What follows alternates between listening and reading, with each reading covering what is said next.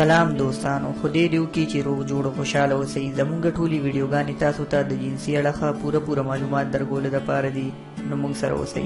دوستانو، نن زموږ ویډیو ډیره عبرتناکه او ډیره دردناکه کیسه ده. امید لرم چې تاسو به زموږ دا ویډیو تر پایه وګورئ. د ویډیو شروع کېدو نه مخکې که تاسو زموږ چینل سبسکرایب کړی نه وي نو زموږ چینل سبسکرایب کړئ او په خوا کې ورسره د ټلۍ نشان هم ووهئ چې زموږ راتلونکي ویډیو ټولې نه مخکې تاسو ته دروسي. دوستانو، تاریخ لیکي چې پخوا په زمانه کې یو طالب علم و او هغه په جومات کې خپله زندگی تیروله. پخوا په زمانه کې خو بجلیانې وغیره نه وي، نو هغه د ډیوې په سهاري سره د شپې ناوخته پورې خپل سبق یادولو. نو د شپې ولا یو ډیره ښایسته او ډیره بېانتها ښایسته جینۍ راغه چې هغې نه لاره غلطه شوې وه. دې طالب علم ته یې وویلې چې ماله د شپې دپاره ځای راکړه. نو دې طالب علم چې وکتل چې دا جینۍ خو ډیره زیاته ښایسته ده، نو ده دا سوچ وکړو که ما دا د شپې دلته کې ایساره کړه نو شیطان په ما باندې غالبه نشي او زه چېرته دې سره زنا ونه کړم. نو ده بیا سوچ وکړو که زه دلته نه شړمه نو په لاره کې په بل چا ظالم باندې ونړي او هغه ورسره بدکاري ونه کړي. نو ده دا سوچ وکړو چې راځه خپل نفس به کابو کړمه او دا به خپل ځان سره یو شپې دپاره پرېږدم. نو دې طالب علم ورته وویلې چې راځه. نو چې کله دای د شپې اوده شول نو دې هلک لا خوب نه ورتلو او ده به ساعت په ساعت د ډیوې اور چې کم لګېدلی و په هغې باندې به یې ګوته کېښه.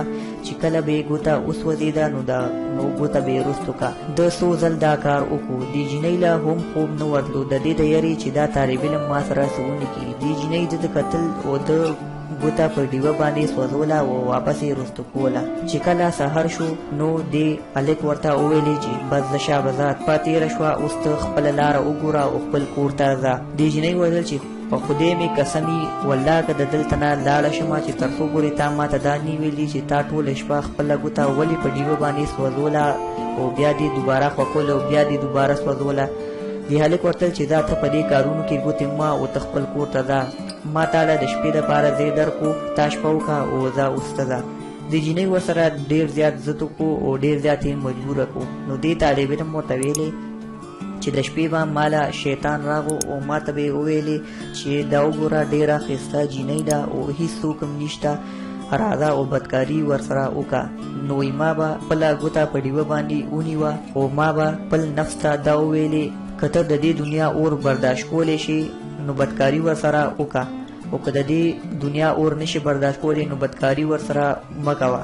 نو دې طالب علم ورته وویلې چې همدغه رنګې ما له 2-3 ځل شیطان راغو او ما همدغه رنګې خپله ګوته په دې اور باندې ونیوه او خپل نفس ته به مې وویلې که د دې دنیا اور برداشت کولی شي نو بدکاري ورسره وکړه او که نشي برداشت کولی نو بدکاري ورسره مه کوه. نو چې کله به ما خپله ګوته په اور باندې ونیوه نو زما ګوته به وسوځېده. نو دوستانو، هغه جینۍ ډېره زیاته خوشحاله شوه او کله چې خپله لاره ومونته او کور ته لاړه نو خپل پلار ته یې وویلې چې زه واده کومه نو هماغه نیکه او طالب علم هلک سره به واده کوم، کني نو زاړو واده نه کوم.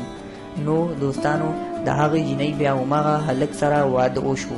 دوستانو، هغه په دې باندې صبر وکړو، الله تعالی هغه له د دې صبر صله ورکړه او هماغه ښایسته جینۍ سره یې واده وشو او د واده نه پس بیا چې د هغه څه زړه غوښتل هغې سره یې وکړل.